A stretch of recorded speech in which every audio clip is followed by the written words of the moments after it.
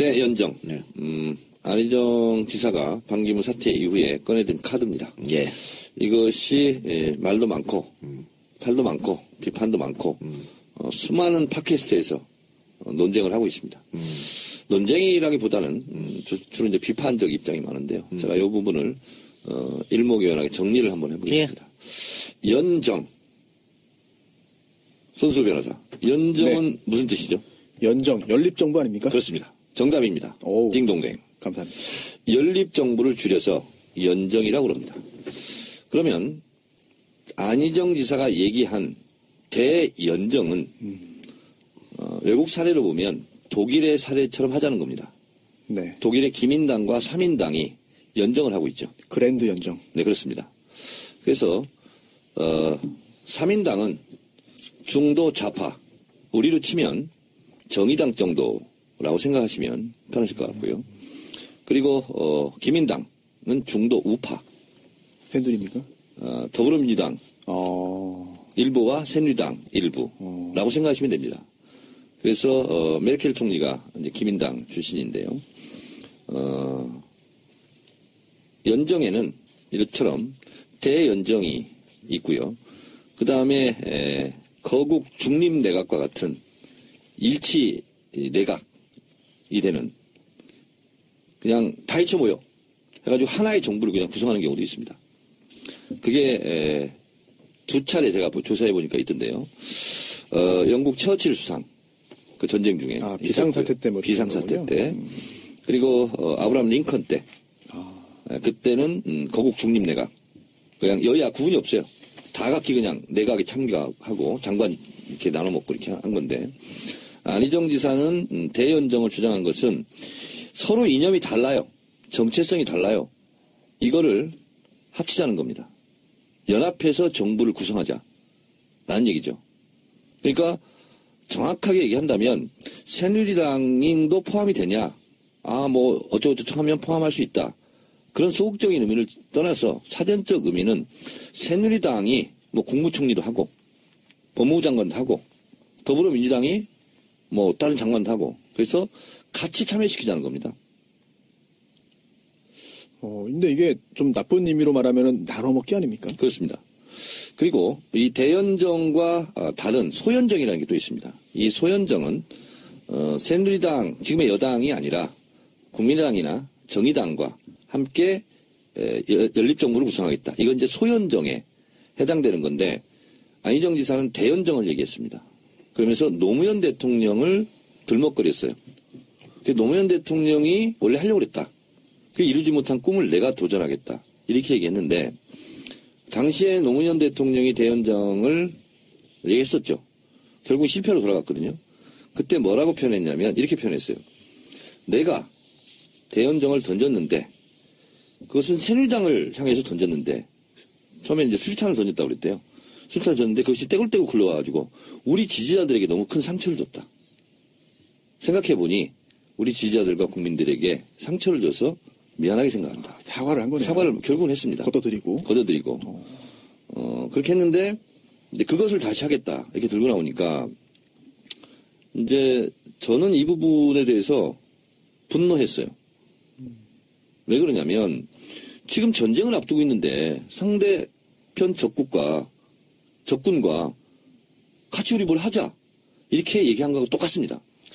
그 전에 노무현 대통령 대연정하고 안희정 지사 대연정은 일단 다르죠 완전히. 왜냐하면 노무현 대통령 대연정은 앞에 조건을 붙였어요. 뭐요? 당신들이 이 지역주의 극복을 위해서 선거제도 개편을 해주면이라고. 뭐 중대선거구제 이거. 그렇죠. 맞습니다. 석패율 뭐 이런 맞습니다. 근데, 지역 감정 타파를 위한 선거구제 개편을 뭐 합의해 준다면 합리적이네요. 내가 이렇게 대연정까지 할 수 있다. 이렇게 지금 했는데 안희사는 그런 게 없으니까. 그런 게 뜬금없이 이제 나온 거고요.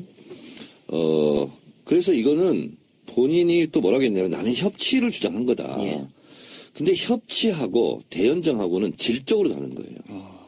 어떻게 보면 반대 개념일 수 있어요. 자, 협치는 영어로 거버넌스 이렇게 얘기하잖아요. 아니, 시민사회와 협치할 수 있고, 아니, 또 무슨 다른 뭐, 직능단체와 협치할 수도 있고, 그냥 소통 개념이네요. 한국노총과 민주노총과 협치하고 뭐 이런 거거든요. 그래서 이것은 이념과 정체성을 떠나는 얘기가 아니거든요. 그리고, 어느 정당이 지금 정권을 잡아도 의회 소수파라는 것은 그냥 누구나 다 알고 있는 거예요. 근데 그것을 마치 본인 혼자만 안 것처럼 주장하면서 이렇게 하는 것은 대단히 잘못됐다. 이렇게 보고, 협치를 나 주장한 거다 얘기하는 것은 너무 궁색한 변명이다. 그래서 제가 대연정은 이런 의미가 있다. 이런 거라면요, 선거를 할 필요도 없는 거예요, 사실상. 그렇지 않습니까? 치열하게 지금 여야가 대선에서 지지자들끼리 나눠서 싸우는데, 대선은 끝나고 나면 어떤 상대방도 같이 장관이 막 되는 거예요. 이런 거거든요. 그럼 반론. 누가 대통령이 되든 간에 만약에 민주당이 정권을 잡으면 120석밖에 되지 않지 않습니까? 그럼 뭐 여소야대인데 다른 당하고 손잡아야 개혁이 이루어지지. 개혁이 이루어지겠느냐. 촛불 민심의 개혁을 이룩하려면 협치든 대연정이든 해야 된다라는 주장. 네. 두 가지 의미에서 제가 말씀드리겠습니다. 네. 처음에 우리가 탄핵 촛불을 들었을 때요. 야당이 200석이 안 됐습니다. 예. 촛불 국민들이 촛불을 들고 탄핵하자고 할 때 여의도에서는 광장의 문화와 여의도의 문화는 다르다. 예. 정권 퇴진 얘기하지 말고 탄핵 얘기하지 말라. 여의도 정치권이 그랬어요. 예. 계속 그랬지. 자, 새누리당에서 탄핵에 찬성한다는 걸 상상했습니까, 처음에? 국민 여론이 들끓고 드높으면 결국은 본인들이 촛불에 타죽지 않으려고 결국은 바른정당까지 떨어져 나와가지고 촛불 민심을 받들어서 어쩔 수 없이 국회가 이거 적극적으로 한 게 아니라 소극적으로 촛불 국민들이 손을 비틀어가지고 국회의원들 밀려서 탄핵 찬성을 한 거거든요. 예. 자, 정권 교체하고 그리고 새로운 정부가 탄생을 하고 어떤 개혁안을 추진하려고 한다. 이 법을 만들어야 된다. 하고 지지가 높으면요. 소수파라도 그것은 통과될 수 있어요. 저는 그래서 일단 그것부터 노력하는 것이 순서다. 이런 생각이 들고 100번 양보해서 소수당이기 때문에 150석이 없으면 어떤 법도 통과시킬 수 없다면 그때 대통령이 당선된 사람이 국민들에게 호소하고 그리고 야당 협조를 구하고 지금까지 그래 왔잖아요. 예. 그렇게 하는 것과 그건 이제 협치일 수 있어요. 예. 아니 나는 내가 대통령이 되면 대연정을 하겠다. 그러면 국무총리를 줄 거예요? 국정원장을 줄 거예요? 어떤 장관을 줄 거예요? 그 협치하고 이 대연정은 근본적으로 다른 거다. 근데 대선에서 왜 싸워야 되느냐 이런 근본적인 의문을 예. 가져야 되는 거예요. 두 번째 반론. 대연정을 비판하는 게 아니고 민주당 최대 개표라고 할 수 있는 친문 쪽에서 안희정이 갑자기 치고 올라오니까 견제하려고 대연정을 비판하는 것이다. 비판하면 비판이다. 다른 주장. 대연정을 얘기했으니까 비판하는 거죠. 견제가 잘못됐다? 그렇습니다. 저는요. 손혜원 의원님이 이 말에 공감을 할 수 있을 것 같아요. 우리가 지금 박영석 기념관 하고 있지 않습니까? 박영석 대장은 에베레스트뿐만 아니라 8,000m의 히말라야 14봉을 몇 번씩 다 완봉했고요. 그 다음에 북극 남극도 갔어요. 대륙별 최고봉도 갔어요. 인류 역사상 박영석이 세운 기록은 아무도 못 깬답니다. 이걸 보고 산악 글랜드 슬램을 달성했다고 그래요. 전무후무한 길이고 전인미답의 길을 걸었고 앞으로 이 기록을 깰 사람이 없답니다. 이 사람은 모든 것을 다 이뤘어요. 자, 그러니까 TV에서 CF 광고 있잖아요. 기업들에서 엄청 들어왔대요. 몇 억씩. 떼부자가 될 수 있었어요. 자기를 몇십 년간 밀어줬던 노스페이스 있잖아요. 이 배는 광고를 안 했습니다. 그리고 강연에 얼굴만 비춰달라. 그럼 1,000만 원, 2,000만 원 막 주겠다. 10년 전에 했던 얘기예요. 단 한 번도 안 갔어요. 노스페이스를 밀어줘 그렇게 한 게 아니고 마지막 순간까지도 그 노스페이스가 아니라 그 영업무역의 성기하 회장이 정말 혼신의 힘을 다해서 박영석 그 대장을 후원했어요. 자, 그 이유도 서로 간에 이게 맞은 거야. 우리끼리 맞았는데 네. 처음에 무명일 때 영업무역 노스페이스에서 그렇게 후원을 많이 해줬대. 몇 억씩. 그분이 원래 그래요. 근데 떴어. 이제 유명한 사람이 됐어. 그러니까 다른 데에서 3배를 더 주겠다고. 5개를 하는데 안 간 거예요. 그 평생 의리를 지킨 거야. 자, 그런데 당신은 이제 모든 걸 다 이뤘고 그런데 왜 이렇게 광고 이런 거 안 하냐. 이분이 뭐라고 얘기하냐면 이렇게 얘기합니다. 박영석이란 이름은 나 혼자 써 올린 이름이 아니다. 나랑 같이 산에 오르다가 죽은 사람들의 피값으로 쌓아 올린 이름이다. 9명이 죽었대요. 그래서 나는 이 박영석이란 이름을 나 혼자 쓸 수 없는 이름이 됐다. 나는 내 이름이지만 내 이름을 나의 사익을 위해서 쓰지 않겠다. 근데요. 이렇게 얘기를 했대요. 의원님, 그 사람은 그래서 영웅이 됐거든. 네. 근데 이 세상의 모든 사람을 영웅으로 요구하면 안 돼요. 자, 그런데 제가 얘기하려고 하는 건 이거예요. 정청래가 국회의원 2번 했습니다. 정청래 잘나서 된 거 아니에요. 직선제가 있었고 수많은 열사들이 있었거든요. 그런 과정이 있었기 때문에 정청래도 있는 거예요. 도지사를 한다. 누가 시장을 한다는 것은 혼자 개인기로 된 게 아닙니다. 수많은 민주 열사들의 피값으로 쌓아올린 이름이고 본인이 거기서 가서 일하는 거예요. 자, 근데 그분들이 과연 그런 걸 원할까요? 이명박 박근혜 부역 세력과 연정을 하는 거에 대해서 원할까요? 그분들한테 물어봤나요? 당장 연정이 나오니까 촛불 국민들이 뭐라고 하는지 알아요? 우리가 새누리당 이명박근혜 세력과 부역 세력과 연정하라고 촛불 들었냐. 그런데 저는 이 대목에서 저도 이제 들어와서 한 2년 가까이 있다 보니까 거의 우리 쪽 사람들하고 같이 호흡을 하면서 많이 맞추면서 저도 어느덧 이제 진보화가 되고 있는데 지금 이 안희정 후보가 지금 그 지사가 이렇게 나온 거는 너무 이유는 뻔해요. 이게 여기 표가 있기 때문에 이 얘기를 한 거예요. 네. 보수 쪽을 잡아야 되니까 보수는 지금 무주공산이거든요. 그러니까 여기를 누군가가 들어가서 잡으려니까 여기서 얘네들한테 비율을 좀 맞춰야 되겠다라는 전략이 나왔을 수 있거든요. 이거는 충분히 가능한데 만일에 이렇게 우리끼리의 언어로 만약 이 말이 진리라면 제가 보기에는 안희정 지사는 지지율이 떨어져야 돼요. 대연정 이후에. 근데 어떻게 됐나요?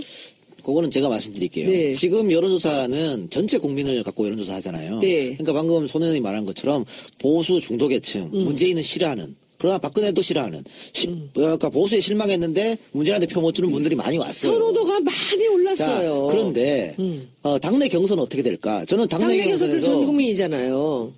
근데 참여 안 하겠죠. 적극적 참여층이 그 보수들이 민주당 와서 경선하기 이게 어렵죠. 귀찮은 일이잖아요. 사실. 근데 제가 봤을 때는 내가 다른 방송에도 막 이런 말을 했지만 지금 어떤 조사에서는 이재명 시장하고 안지사 더블 스코어 나요. 안지사 한 12%하고 막 더블 스코어 나온 것도 있어요. 그래도 당내 경선에서는 이재명이 2등할 확률이 훨씬 더 높다. 왜? 결국은 이렇게 안지사가 계속 올라오잖아요. 그럼 당내 경선에서는 이 문재인으로 또 확 몰릴 수가 있다고. 오히려. 지지율이 겹치기 때문에. 그리고 이 스탠스가 지금 계속해서 중도 보수한테 손질하는 거기 때문에 네. 이 당내 경선에서는 거의 오랫동안 여기에 투신했던 사람들이 많이 참여할 거라고. 그러면 저는 거의 선명성으로 갈 확률이 높다고 봐요. 자, 거기 이어서 말씀드리겠습니다. 어제 한겨레에서 일단 여론조사 할 때 제가 구체적으로 말씀드리겠지만 한겨레에서 작은 제목을 뽑은 게 뭐냐면 이러저러한 전체 국민을 상대로 한 여론조사는 문재인을 반대하는 사람이 더 많은 사람들이 샘플링 되는 거예요. 거기서 30% 이렇게 나오는 거거든요. 근데 더불어민주당 지지층에서 조사를 해봤어요. 문재인이 61.5가 나오고요. 그렇겠죠. 60일이요? 61.5가 나오고 안희정 13% 나옵니다. 그러니까 경선은 전 국민 완전 경선이지만 실제로 경선에 참여하는 사람들은 적극적 지지층, 열성 지지층이 참여하는 거예요. 귀찮아서 안 합니다. 그렇죠. 그래서 특히나 경선을 앞둔 시점에서 안희정 지사가 이렇게 한 것은 경선에서는 굉장히 실점했다. 이렇게 보면 되고요. 그리고 이재명 시장이 2등할 거라고 그랬잖아요. 저도 그렇게 예측을 해요. 네. 왜냐하면 그렇지 않았으면 이재명이 2등할지 안희정이 2등할지는 네. 모르는 상황이었어요. 네. 근데 대연정 카드를 꺼내면서 더불어민주당의 선거인단에 참여하는 핵심 지지층, 열렬 지지층한테는 상당히 실점했다. 우리 그것도 우리 그 소고기로 한번 해볼까? 예, 합시다. 이위? 네. 하여튼 그 자세한 거는 이위, 여러분들 소고기. 저기 키워드 분석 두 번째 여론조사니까 네. 그때 보충 설명 해주시고요. 또 한 번 제가 이제 대연정에 대해서 말씀드리면 결국은요. 제가 계속 드리는 말씀이지만 대선은 진영 대 진영의 대결이거든요. 결국은 지금 일시적으로 안희정 지사한테 와 있는 보수표는 제가 어떤 방송에서 이렇게 표현했습니다. 대추나무에 걸려있는 구름과 같은 표다. 바람 불면 싹 지나가고 대추나무가 남아요. 그래서 사람들은 상당히 유혹이 많거든요. 특히 선거 전에 이렇게 뛰어든 사람들은 자기 객관에 실패할 가능성이 상당히 많아요. 그래서 여러 사람들의 주변 사람들의 얘기를 들어야 되거든요. 그런데 만약에 거기에 대한 확신이 있었다면 나는 대연장 깃발 들고 경선을 치르겠다 하고 나와야 되는 거예요. 예. 자, 그런데 저는 사드에 대해서 할 수 없지 않느냐. 그리고 이재용 삼성 부회장 구속됐을 때 법원의 판결을 존중해야 된다. 대부분 촛불을 그렸던 국민들과는 다른 워딩을 한 거예요. 다른 스탠스를 취한 거예요. 그러다가 이렇게까지 간 거예요. 예. 그러니까 어떤 분은 저한테 아까 손수호 변호사 저한테 한 얘기가 이 안희정 지사 어느 책을 보니까 박정희 대통령에서 07과3이라고 네. 얘기하더라. 본인은 좀 놀랐다면서요. 살짝 놀랐죠. 평소의 이미지와는 다른 내용이었기 때문에. 자, 그러면 대선은요, 이건 진짜 전쟁과도 같은 이 선거거든요. 그러면 열성 지지층이 받쳐주지 않으면 왔다 갔다 하는 중도표, 뜬구름표는요, 쌓일 데가 없어요. 사상구가. 충청도나, 그리고 지금 안희정이 지금 얻는 그 표들이 상당히 나름대로 견고한 층들이 좀 있어요. 문 예. 대표 표가 아니고. 네네네. 그래서 저는 옆에 이 상황을 보면서 이제 서로 뭐 찬반의 얘기는 많이 있지만은 이렇게 경선을 하고 나서 안희정 지사가 전폭적으로 문 대표를 돕는다면 저는 크게 도움이 된다고 생각을 했거든요. 그 표가 그대로 문재인한테 간다고 볼 수 있기가 어렵기 충청도 때문에. 쪽이기 때문에 이 사람 기반이 그렇지 저는 않습니다. 굉장히 많은 부분이 도움이 자, 될 거라고 봐요. 안희정 지사를 경선 때 지지했던 충청도표가 있겠죠. 그렇다고 그것이 문재인 대표한테 고스란히. 그건 안희정이 하기 나름이지. 그렇지 않습니다. 아, 재밌네요, 오늘. 네. 아, 그렇지 않습니다. 근데 저는 뭐 어쨌든 안희정 지사 같은 경우에는 문재인 그 전 대표하고 지지층이 많은 부분이 겹치잖아요. 그러니까 차별화하기 위해서 뭐 이렇게 들고 나왔다. 뭐 정치공학적으로 가능하다고도 봐요. 그런데 지금 그 안희정 지사의 어떤 대연정 카드를 새누리당에서 박수 쳤어. 잘했네요. 그렇게 하는 게 맞지. 정진석하고 다 얘기했잖아요. 정진석 그랬잖아요. 그리고 더 웃긴 거는 조선일보에서 사설로 네. 아주 환영한다고 난리를 쳤어. 어. 이것만 봐도 이 카드를 잘못했다는 걸 알 수 있는 거지. 종편에서 엄청 띄우고 있어요, 지금. 그건 뭐예요? 안희정 대통령 되라고 조선일보에 사설 쓰고 종편에 띄우게 합니까? 그거 아니거든요. 여기에 속으면 안 돼요. 새누리가 기사회 생활 뭔가 기회가 될 수 있다 이런 건가요? 그것보다는 문재인을 깎는 거지. 근데 어쨌든 안 지사의 지지율은 저는 한동안 오를 거라고 봅니다. 저도 어디까지요? 아니, 그 많이 뭐 오를 것 같아요. 이제는 많이요? 계속 20% 이상? 깎아먹고. 이게 대중이라는 게 지금 우리가 여러분들이 저는 제일 걱정되는 게 우리 쪽 사람들이 계속 우리 쪽 얘기만 하고 있는 게 저는 걱정인데 지금 대부분의 사람들이 첫 번째로 꼽는 단어가 뭔지 아세요? 뭡니까? 뭐 같으세요? 탄핵? 안정이에요. 안정? 너무 두렵대요 지금 이 상황이. 그러니까 안 지사는 전체 지지율은 계속 올라갈 거예요. 다만 당내 격에서는 오히려 그게 깎아먹는다니까. 뭐라고 합니다. 지금 안정이 지금 너무 무서운 게 사람들이 살기는 어렵고 세상은 불안하고 언제까지 이 국면을 끌고 갈 거냐가 지금 우리 쪽 사람들뿐만 아니라 다 필요해져 있어요. 그러니까 촛불이 반으로 줄은 거야 지금. 근데 어차피 바꿔야 되는데 이게 끌고 나가는 것에 굉장히 필요해 있습니다. 근데 지금 그거를 딱 잡은 거예요. 안 지사가. 이 표가 어떻게 될지 간에. 잘못 잡았다고 보고요.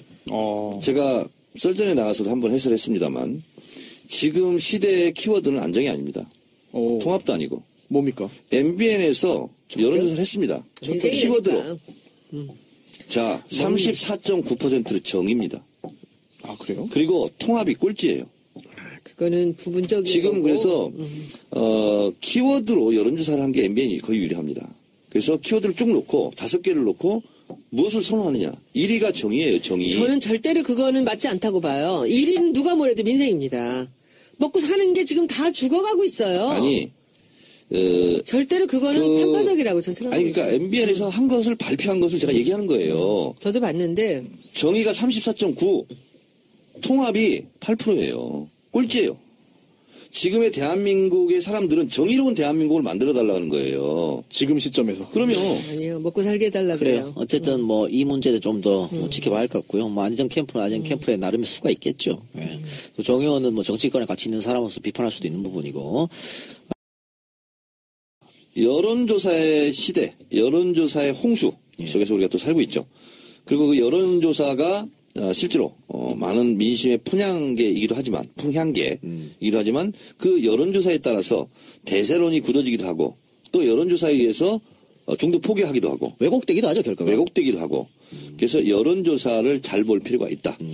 그래서 근데 여론조사 뭐 우리도 뭐 지난 총선에 다 틀렸지만 뭐 미국 대선도 다 틀리고 영국의 브렉시트도 다 틀리고. 자 그래서 예.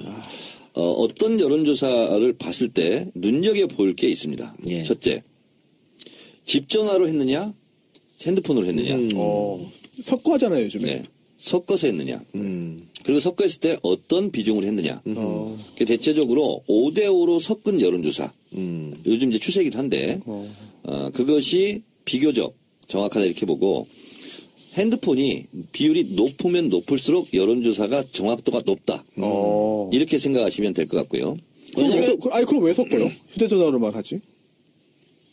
휴대전화만 하면 네. 휴대전화 없는 사람도 있잖아요. 그리고 휴대전화가 표본 수집하기가 어려워. 어디 그렇네요. 지역이냐 뭐 이런 게 지역을 모르는 하기가 어려워요. 네. 그렇고요.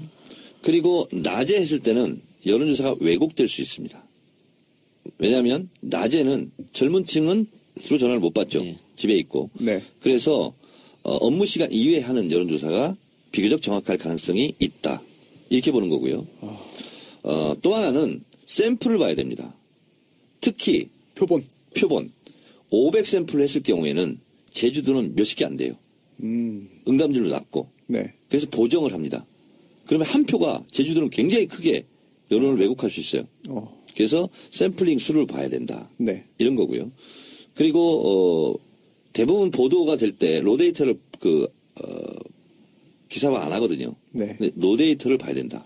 그리고 중앙선관위 홈페이지에 가면 로데이터가 많이 나와 있어요. 원자료. 원자료가. 그거를 보시는 것이 도움이 많이 된다. 네. 이런 거고요. 또 하나는 지금 이제 우리 더불어민주당으로 본다면 안희정 지사의 여론조사 지표가 올라갈 거는 다 예상이 됐습니다. 예. 근데 반기문 이후에 그것이 황교안, 그다음에 안희정, 유승민, 안철수로 갈 것이다. 근데 의외로 안철수, 유승민한테 간 게 적습니다. 왜 그럴까? 왜 그렇습니까? 자, 그것은 뭐냐면 안철수한테 왜 안 갔을 것 같아요? 자, 여기에 여론조사의 선행지수라는 게 있습니다. 그게 뭔가요? 선행지수는 호감도입니다. 호감도, 비호감도. 이게 사실은 확장성이 있냐 없냐거든요. 근데 안철수에 대한 대체적인 평균 비호감도가 60%를 넘었습니다. 그 비호감도를 조금 구체적으로 본다면 기대감이 더 이상 없어요. 네. 그래서 이것은 가능성과 식상했다는 기대감 거지. 이렇게 돼서 어느 여론조사는 65% 비호감도가요? 비호감도. 그래서 확장성이 매우 없어서 높은 거죠. 매우 높은 겁니다. 거의 가장 높은 관심을 벗어나고 있다니까. 그렇습니다. 그래서 반기문의 이탈표를 안철수 의원이 받아먹지는 못한 거예요. 그래서 회복을 못하고 있는 거예요. 의외네요. 반등의 계기가 없네요. 거의. 그렇습니다. 자, 근데 비호감도가 문재인 대표가 살짝 높았었어요. 이게 줄어들었습니다. 60% 가까이 되다가 48%던데. 그래서 지금 50% 근방으로 비호감도가 48%. 떨어졌습니다. 호감도는 51%고. 야, 그럼 정말 그냥 왜냐하면 진짜 문재인 싫다는 사람들이 있어요. 죽어도 싫다는. 거의 정해져 있는 거네요. 그래서 지지자들이. 그래서 비호감도, 호감도를 보시면 됩니다. 그러면 이게 지지도가 올라갈 것이다, 내려갈 것이다 이렇게 점칠 수 있고요. 또 하나는 진짜 중요한 부분이에요. 당선 가능성입니다. 이게 이제 대세입니다, 대세. 그래서 호감도가 높고 가능성 누가 될 것 같냐가 높으면 그것이 어느 정도 수치가 높아지면 이건 대세다. 이렇게 이제 여론조사 전문가들이 파악하는 거거든요. 근데 이명박 전 대통령 그때 이제 게임이 안 되는 선거였잖아요. 예. 그때보다 문재인 대표가 지금 약 5% 정도가 부족하답니다.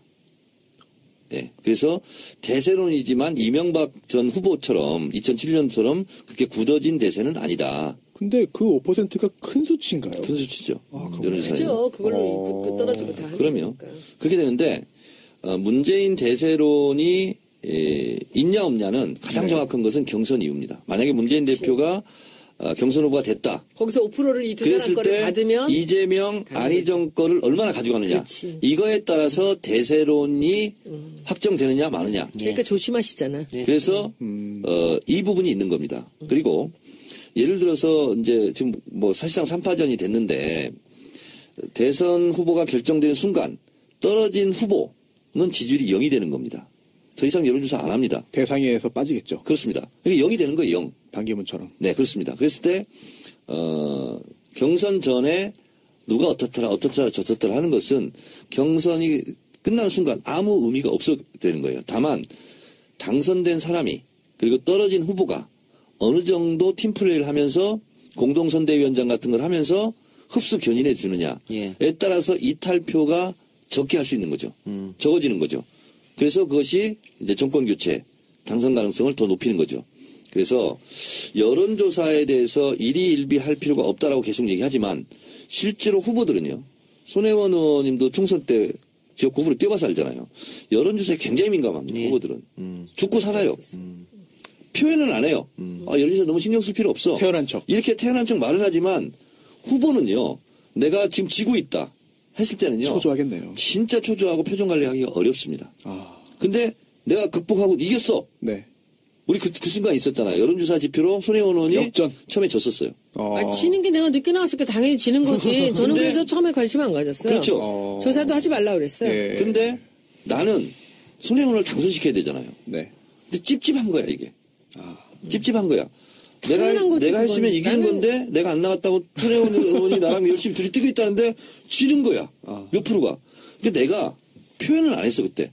나는 그때 솔직히 초조했어요. 그러나 이길 수 있다는 확신은 들었지만 저는 자신 있었던 게 여론조사가 이런 거야. 여기서 얘는 이렇게 하고 있었고요. 네.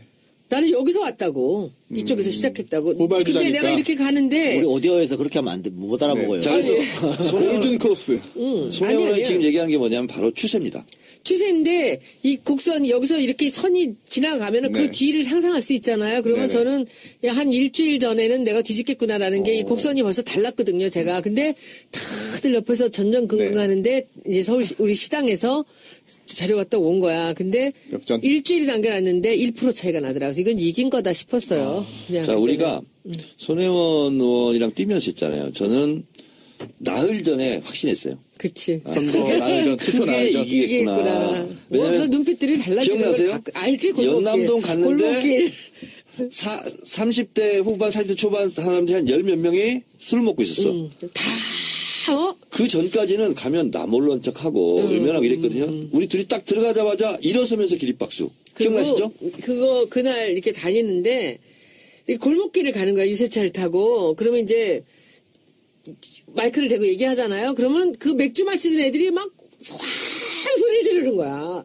그래서 야, 나 그때 어떤 생각이냐면 이런 것 때문에 선거를 하는구나. 그렇죠. 나 그 생각이 들어. 근데 아까 사흘에서 나흘 사이에는 뭐 우리 쪽으로 그냥 확 오는 걸 느꼈어요. 그래서 근데 다들 안다면서 그 3, 4일 전에는 안다면서. 그러니까 나흘 전에 이겨도 1, 2천 표가 아니라 10,000표 이상 이기겠구나. 그리고 우리가 12,000표 근데 이겼거든요. 나 그거 궁금해 그러면 그 질 때 있잖아. 네. 그 정 의원님 질 때 언제? 18대 18대 때 네, 어땠어요 그때는 그 나흘 전에. 이거랑 좀 다른 얘기인데 네. 그때 유인촌 장관 청문회, 최시중 방통위원장 청문회를 제가 잘했어요. 그래서 9시 뉴스에 다 제가 톱뉴스로 나왔어요. 그래서 제가 식당 다니면 실제로 식당 아줌마들 봉사하시는 분들이 와서 사진 찍자고 그러고 사인해달라고 그래서 국회 레터지를 아예 갖고 다녔어요. 사인펜하고. 그렇게 하면서 다닐 정도였어요. 너무 신났죠. 근데 서교초등학교 사건이 딱 터지니까 5일 전부터 아는 척을 안 해요. 어머. 인사를 안 해요. 싸늘해지는 거야. 일주일 앞두고. 민심의 변화가 민심이라 읽히는군요. 그러면 알아요. 금방 알아요. 아니 그렇게 좋아하고 사인해달라고 사진 찍자고 하더니 외면을 안 해. 그리고 악수하기가 좀 부끄러울 정도야. 이거 심각하구나. 그런데 선거 투표율 있잖아요. 저를 지지했던 사람들이 화가 나니까 투표장에 안 가버리는 거예요. 그래서 투표율이 45%. 그럼에도 불구하고 투표율이 평상시처럼 55% 이렇게 됐으면 제가 될 수도 있어요. 근데 저를 지지하는 사람들이 안 나와버려서 투표율이 45%라니. 그때는 많은 사람들이 그렇게 됐었지. 네. 그렇구나. 그래요. 또 우리 뭐하다 여론조사. 여론조사. 저 하나만 궁금해요. 신경 안 쓸 수가 없지. 얼마 들어요? 뭐가요? 여론조사. 경우에 따라 달라. 표본에 따라서.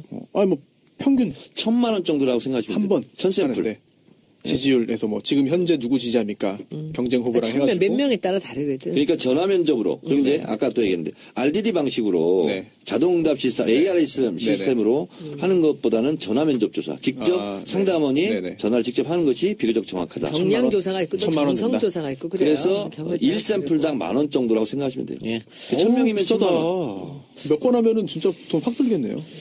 어쨌든 뭐 여론조사 이야기를 했습니다만 제가 모두에 말씀드리는 요즘 여론조사가 너무 틀려가지고 여론조사 무용론 얘기도 많이 나오고 있어요. 그리고 지난번 선거도 뭐 오세훈, 정세균 같은 경우에 선거 전날까지 정세균이 크게 진 거 뭐 아니었나요? 더블 스코어였어. 그런데도 실제 뒤집어졌잖아요. 그러니까 여론조사는 어쨌든 참고용, 아까 추세 같은 거 그런 건 봐도 이제 판단할 수 있는 거죠. 그런 거 봐서 또 우리가 보통 보수, 무조건 1번 찍는 사람들을 한 30%쯤 봅니다. 무조건 2번 찍는 사람을 20%로 봐요. 그래서 총선 때 우리가 한 번도 못 이긴 거야. 지난번에 이긴 건 탄핵 때문에 이긴 거고. 네. 그러니까 민주당이 압도적인 일당이 돼본 적이 없던 이유는 바로 이런 거거든. 왜냐하면 총선 때는 투표율이 60%도 안 되기 때문에. 예? 그러니까 정책으로 움직이는 게 아니에요. 탄핵 때문에 이겼나요? 무슨 탄핵 때문에 이겨 우리가 총선이. 아니 이번 총선에 이겼다고 볼 수도 없잖아요. 120석이 이긴 거지. 그 정도면 이긴 거지. 120석이 뭘 이겨. 아, 100석도 안 될 거라고 했는데 그 정도면 아니, 한 그러니까 거지. 한 표를 이겨도 민주당이 이긴 거지. 150 가만 넘은 거는 열누리당밖에 없잖아요. 152석. 그 탄핵 없었으면 졌잖아. 그때. 그런 그때. 의미야. 예. 근데 대통령 선거는 이 투표율이 한 80%, 70% 후반까지 나오기 때문에 한 20%는 투표 안 하고 30%가 스윙 보트예요. 이분들은 그때그때 달라. 여기 찍을 수도 있고 저기서 기세에 따라 움직이다고. 이명박 때는 오로지 그냥 쑥 다 가버려 대세론으로. 이번에 뭐 문 대표가 대세론을 그렇게 하면 또 똑같이 가겠지만 아니면 정책으로 수도 이전한다 그러면 또 확 몰리고. 저들이 무슨 짓을 할지 몰라. 거의 절반은 잘 안 움직입니다. 투표 날에. 거의 벌써 마음속으로 정해놨어요. 고정표. 고정표지. 그러니까 뭐 예를 들면 박근혜가 아무리 TV 토론 가고 문제하는데 저도 그렇죠. 잘했다고 생각하는 거야. 그게 지정 논리고요. 우리 작가님 좀 오르네. 자, 이번에 우리가 그래도 왜 괜히 말씀하셔가지고. 아니, 좋은데? 유리하고 긍정적인 세대별 투표 경향을 한 가지 말씀드리면 지난번 2012년에는 50대에서 왕창 졌거든요. 지금은 50대 중반, 40대까지 같은 성향이에요. 그러니까 50대 중반이 386 세대거든요. 제가 53세잖아요, 지금. 65년생. 그래서 55세까지 먹어 들어간 거예요. 야당표가. 그래서 요 부분에서는 유리한 유권자 지형이 됐다. 그리고 이제 세대 투표, 이 지역 투표는 좀 이제 잦아들었고 세대 투표가 확고해졌다 했잖아요. 네. 그런데 문제는 2040보다 50대 이상이 훨씬 많습니다. 네. 투표하는 인구가.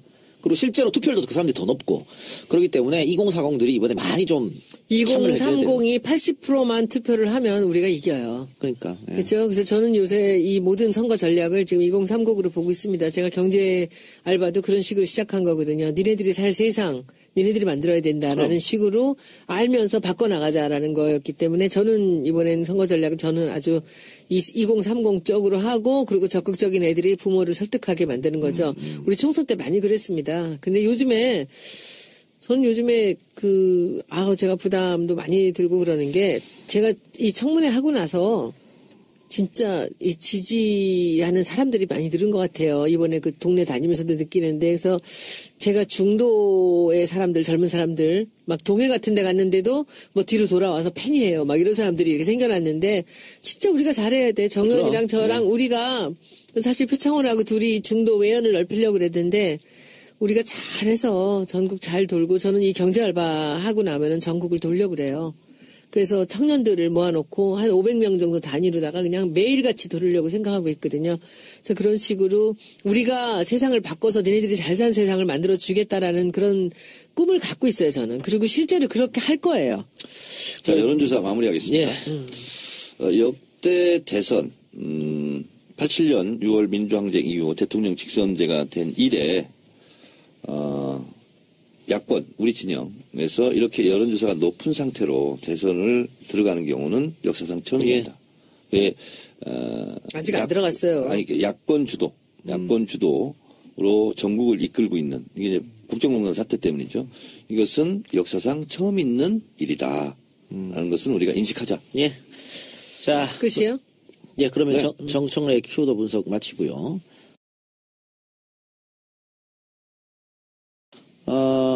오늘 국민의당하고 손학규의 국민주권개혁회의가 통합을 했다고. 그러면서 손학규 의장이 경선을 하겠다. 안철수 대표하고. 이렇게 얘기했습니다. 예상했습니까? 네. 진짜요? 네. 다 들어갈 거라 그랬잖아요. 그래요? 아이고, 뭐 뻔히 하면서. 아니, 나는 손학규 전 대표가 여기 들어가면 당연히 질 걸 왜 하나 이런 생각이 들어서. 저도요. 링을 바꿔서 뛰는 거잖아요. 예. 링을 바꾸면 못하던 기량 없는 권투 선수가 다 이기나요? 그러니까. 예. 네. 링이 중요한 게 아니잖아요. 끝인가요? 네. 아니, 그래서 내가 손학규라면 지난 총선에 들어야지. 문 대표가 손 내밀고 뭐 김종인 대표가 손 내밀고 할 때 와서 들었어야지. 되든 안 되든 열심히 그렇지. 민주당 당원으로서 나는 대선 불출마했지만 그렇게 하고 근데 왜 안 한 거예요? 그런 게 이해를 못 하겠다는 거지. 그러고 당을 뛰쳐나가가지고. 안 될 것 같은 거야, 우리. 질 줄 우리가 알았다. 폭망할 줄 아는 거지. 지면 그때 구순선 등장해가지고 내가 그렇지. 수습하겠다. 그렇지. 폭망할 줄 알았지. 그래 지금 국민의당 가갖고 지금 그럼 지길 바란 거였잖아요, 그때. 안철수를 이길 것 같습니까? 아니요. 다 똑같은 생각 아니에요? 얘기가 안 근데 되겠네요. 안철수 의원은 어떻게 생각할까? 이 양반 들어오는 것에 안철수 대해서. 의원은 어차피 땡큐죠. 이기니까. 좋아요. 새 키우는 거고 뭐. 자기 제가 한 가지 질문하겠습니다. 손혜원 의원께 질문하겠습니다. 어제 안철수 의원이 교섭단체 대표 연설했잖아요. 교섭단체 대표가 아니죠. 예, 아니죠. 아닌데. 평의원이죠. 그러니까. 왜 했을까요?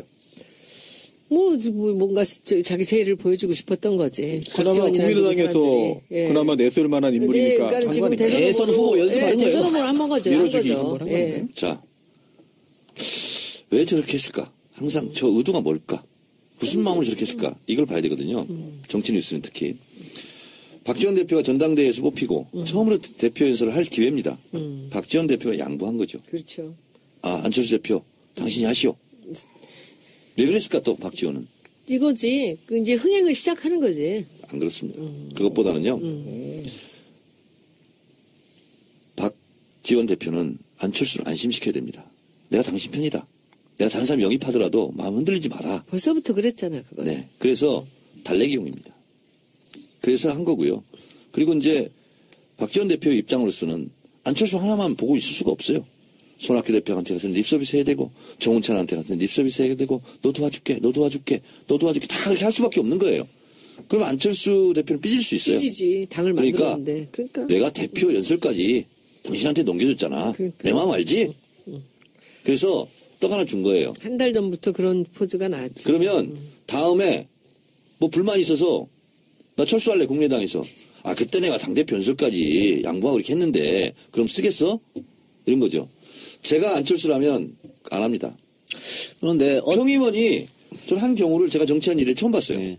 근데 어떤 세력을 어떤 사람을 끌어들여도 국민의당에서 경선에서 안철수를 이길 사람은 지금은 없어요. 안 보이지 않습니까? 그렇습니다. 네, 그렇기 때문에 안철수로서는 이렇게 들어오는 거 다 환영입니다. 그래서 새 키우는 거지. 그러니까 문재인이나 흥행을 시키는 그렇죠. 거지. 그러니까 문재인이나 아니면 민주당을 이기기 위해서는 안철수는 이게 새 키우는 방법밖에 없어요. 그래서 지금은 뭐 새누리당하고는 아마 손을 안 잡겠지만 바른정당하고는 잡을 수도 있다. 유승민이 또 적극적으로 손을 내밀었죠. 예전에 안철수 대표가 이렇게 얘기했어요. 탈당하지 않으면 연대 안 한다. 탈당했잖아요, 이제. 네. 바른정당으로. 그랬으면 연대할 수 있다. 이런 거잖아요, 지금. 그러니까 그 마음이 바뀔 수는 안철수로서는 있어. 그런 구도 아니면 민주당이나 이길 방법이 없어요. 그렇기 때문에 손학규 들어온 건 환영이지. 정운찬도 들어오라 그럴걸? 그러니까 정운찬 선생도 들어간다 그러는데 그 사람들은 뻔히 자기들이 그 안 될 거 알면서 왜 들어가죠? 손학규도? 왜 들어가죠? 예. 손학규, 안 될 가능성이 많잖아요. 정운찬, 뭐야, 대선 후보야? 뭐 0%도 안 나오잖아, 지금. 장성민. 뭐, 이거. 장성민도 나와요? 장성민 선언했어요. 근데요, 장이 서잖아요. 그럼 장돌배기들은 물건 살 거, 팔 거 없어도 그냥 장에 갑니다. 또 오늘도 또 그 김종인 박사가 또 그 먼저 가 있으라고 그랬다고 또 아니라고 말을 또. 이거 또. 손학규 대표가 그런 얘기를 했어요. 재밌더라고요. 갑자기 김종인을 언급하면서 김 박사가 나보고 먼저 가 있으라고 그랬다. 네. 그랬는데 김종인 대표가 또 내가 언제? 또 이랬던 것 같아요. 그죠? 먼저는 아니고 가이스라고 그랬어요. 가서 잘하라고 그랬대. 먼저가 있고 없고가 차이가 크네요. 그냥 가 있으라고 그랬어요. 네. 그게 그거지 뭐. 씨. 가서 잘하라 그랬대 자기는. 근데 참 뉘앙스가 이게 참 아다르고 어다른 것 근데 같아요. 이 양반은 갈 데가 없어. 어떡하지? 누구요? 김종인 대표. 아니 지금처럼 있으면 되는 거 아닙니까? 근데 본인이 하도 큰 소리를 쳐나가지고. 제가 한마디 하겠습니다. 어딘가 나가야 순교 되는데. 하겠네요. 그 나에 대해서는 그 신경 쓰지 않아도 된다고 봐요. 비슷하네. 와. 나는 아무런 변수가 되지 오. 못해요. 그래 뭐 독일 갔다 오면은 뭐 얘기한다니까 독일 갔다 오면 안 돼. 손혜원 대표도 좀 적당히 나에 대해서 씹어주세요. 되게 섭섭해 하신대요. 왜요? 내가 씹어가지고. 어떻게 나한테 그렇게 얘기할 수가 있냐고 이렇게 얘기한다는 소문이 있는데 아니 나는 뭐 저는 근데 지금 이렇게 올 때 갈 데 없이 난 걱정이 많습니다. 자 그러면 손학규 대표가 안철수와 손잡은 거 시너지 효과가 날까요? 안 날까요? 안 나요. 안 난다. 다른. 네. 자, 말 한 마리가 끄는 힘을 네. 1마력이라고 그러죠. 네. 네. 1톤. 1톤을 끄나요? 아니죠. 아니요. 그냥 하여튼 말 한 마리가 끄는 일마력. 말을 1마력이라고 합니다. 네. 두 마리가 동시에 끌면 몇 마력이 발생할까요? 2마력이겠죠. 그렇다면 내가 퀴즈를 냈겠습니까? 오마력입니다. 아, 그래요? 그렇습니다. 이걸 보고 시너지 효과라고 그럽니다. 굉장히 1 더하기 1은 2가 아니라 5가 됩니다. 오. 이럴 때 시너지 효과라고 그러거든요. 그러면 손학규, 안철수 같이 힘을 내서 끌면 지금의 국민의당 지지율이 5배로 뛸까요? 아니요. 저는 아무런 의미가 없다. 예. 저는 고요하고 태풍이 불지 않는다. 아까 그 작가님께서 말씀하신 그 안철수 손학규가 손을 잡았다. 저는 그것도 아닌 것 같아요. 지금 손 잡은 게 아닌 것 같아요. 왜 그러냐면 국민들이 보기에 그 속내가 너무 뻔히 보이잖아요. 아니, 서로 이기려고 하는 거 아니에요? 신선하지가 않아. 안철수가 신선하지 하지 않듯이 손학규도 신선하지 않아요. 시기 다 놓치고. 자, 박지원, 손학규, 안철수, 정운찬, 김종인 다 모이라고 그래요. 자, 축구 국가대표 11, 베스트 11을 선발할 때는요. 그 시기에 가장 기량이 뛰어나고 각자 포지션에서 가장 뛰어난 선수를 뽑습니다. 비싸도. 옛날 10년 전에 명성 있는 선수들이 있잖아요. 그 사람들로 연합팀 구성해보세요. 국가대표가 되지 않을 뿐만 아니라 말만 많지. 시끄럽고. 고등학교 축구팀한테도 집니다. 예. 의미가 없습니다. 저도 의미가 없다고 보는 게 우리 정치 역사상 군소 후보들이 1등 후보 잡으려고 모여가지고 지지율 반 가까이 간 적도 한 번도 없습니다. 그래서 이거는 아무런 의미가 없다. 근데 이거 왜 다 밝혀져 있음에도 불구하고 그런데 이렇게 할까? 이것밖에 방법이 없어. 그래서 지금 이러는 거예요. 최순실하고 똑같은 거야. 박근혜하고. 그러니까 장이 서는데 장날에 안 갈 수는 없는 거야. 되게 지금 그냥 가는 겁니다. 장날. 잔인한 분석이지만 참 그렇네요. 그러니까 실기를 한 거지. 예. 자, 다른 얘기 한번 해봅시다. 참, 그 문재인 전 대표가 전윤철 전 감사원장 영입했고요. 고민정 아나운서 영입했고 또 전인범 전 특전사령관 영입을 했습니다. 뭐 전윤철 감사원장 고민정 아나운서에 대해서는 뭐 별 말이 없는 것 같은데 전인범 사령관에 대해서는 그 아내분에 대해서 성신여대 총장이죠? 네. 그래서 조금 얘기가 좀 있는 것 같은데 그 지금 그래서 시민단체에서 문 캠프 쪽에서 뭐 하느냐 왜 이걸 못 걸렸냐 뭐 이런 얘기도 하고 있어요. 성명서였습니다. 교수들이 네. 그래서 이제 성명서를 냈는데 저한테도 오늘 몇 사람이 막 물어보더라고요. 그래서 내가 참 답변하기도 좀 그렇죠. 그렇고. 또 이 성신여대가 그 심하진 총장이 본인이 직접 뭔가 받았다는 뭐 그런 의혹도 있지만은 또 그 나경원 의원 딸 문제가 또 엮여 있어요. 그렇죠. 예. 그래가지고 이게 참 좀 안타까움입니다만 어쨌든 뭐 발표는 한 상황이고요. 안희정 지사가 이제 이세돌 구단을 영입했다고 그러는데 우리 손수호 변호사가 그 이세돌 구단하고 잘 알잖아요. 제가 고문 변호사를 알고 있죠. 이세돌 고문 변호사 손수호. 네. 이거 알았어요? 몰랐습니다. 뭐야? 친한 사람이 아닌데? 친한 건 아니에요. 일을 도와주는 거지. 네, 그냥 고문인데. 제가 뭐 같이 일하는 의뢰인들과 다 친한 건 아닙니다. 정치적 성향은 혹시 알았나요? 이건 이게 좀 그런데. 아니 뭐 본인이 커밍아웃 했는데 뭐 어때? 사실 정치에 관심이 많이 있었어요. 이세돌 원래. 좋은 소스다 이거는. 정치에 관심 많았어요. 네. 그리고 진짜? 정치에 관심이라는 게 꼭 내가 뭘 하겠다, 깃발 좋은 주겠다 년도 있으니까 보다는 뭐 못할 거 뭐 있어요. 그거보다는 사실 굉장히 똑똑한 분이잖아요. 그러다 보니까 손수호 변호사, 네. 고문 변호사 이때 워딩을 할 때는 네. 부연 설명까지 했어요. 정치적 관심이 많았지만 정치적 욕심은 없다. 그건 제가 잘 몰라요. 욕심 있을 수 있지 뭐. 잘 모르고 굉장히 그 명석한 그런 분이시기 때문에 근데 뭐 이분이 지금 안희정 지사 어떤 사람을 영입됐지만 네. 나중에 오면 되는 거죠. 정권 교체를 위해서 뭐 누구든 그렇지. 지시한다 그런 워딩도 했어요. 네, 맞아요. 저는 예. 안희정 지사가 경선이 끝나면 자기가 했던 모든 노력을 전현문 대표한테 다 쏟을 거라고 저는 생각해요. 이재명 시장도 그럴 거라고 생각해요. 저는 그래서 지금 그런 연정이나 이런 것들도 그렇게 크게 걱정을 안 하는 게 저 사람이 지금 이런 연습을 하는구나, 차차기 연습을 하는구나라는 생각을 해요. 왜 차차게 이번에 이길 수도 있지 문재인은. 그러니까요. 그런데 여기서 또 숨겨진 1인지가 있습니다. 지자체장들은 대선 선거운동 때 선거운동을 할 수가 없습니다. 네. 완전 중립이에요. 그래서 오해받을 일을 하면 안 됩니다. 선거법 위반이 돼요. 관두고 하면 되지. 관두고 하면 무슨. 되지 뭐. 그럼. 남자가 뭐 관두고 그런 것도 못해. 공동 경선 선대위원장 그렇지. 경선이래. 공동 그렇지. 선대위원장 맡으면 되지. 둘 다 나중에 가서 일 잘하는 사람들이니까 뭘 해도 하는 거지. 안 관두는 게 좋지 않을까요? 근데 A형. 아니, 근데 솔직한 심정으로는 김두관 그러니까 솔직한 심정으로는 충남지사는 광역자치장이니까 어렵지만 기초단체장은 좀 이렇게 버릴 수 있지 않을까요? 김두관 지사가 도지사 난 그만두고 누구나 경선에 대선 후보 나왔다가 나왔잖아요. 다시 그 선거를 해서 홍준표 지사가 된 거잖아요. 예. 그거에 대한 비판이 굉장히 많습니다. 많지. 그 사람은 그걸 던지고 나왔잖아. 그 지지율 갖고. 근데 아직 지금은 극복이 안 우리가 되는 것 그건 같아요. 아니에요. 홍준표가 대선 나온다는 얘기가 있던데. 네, 저도 첩보를 입수했습니다. 네. 네.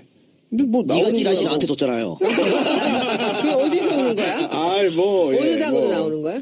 새누리당 새누리당이죠. 아직 예. 탈당 안 했기 때문에. 야, 거기는. 요새 김문수 참 기가 막히대. 네. 아, 정말 여기다 이름 올리기도 싫다. 우리 하지 말아요. 네, 그래 하지 야, 맙시다. 진짜? 아니 저는 어제 사실 여러 지인들이 너도 안희정 편이야? 이런 문자를 굉장히 많이 받았어요. 그래서 아니 갑자기 무슨 말인가 이게 도대체. 나는 이럴 때 그 박지원 대표의 그 워딩이 참 정말 그냥 뭐요? 아주 발군이야. 어떤 거예요? 뭐와 뭐가 모인다 그러죠. 고동과 뭐가 다 모인다고. 근데 그게 그냥 네. 그냥 뭐 완전히 재밌는 말을 개무시를 했나 보네요. 하는 그런 얘기로.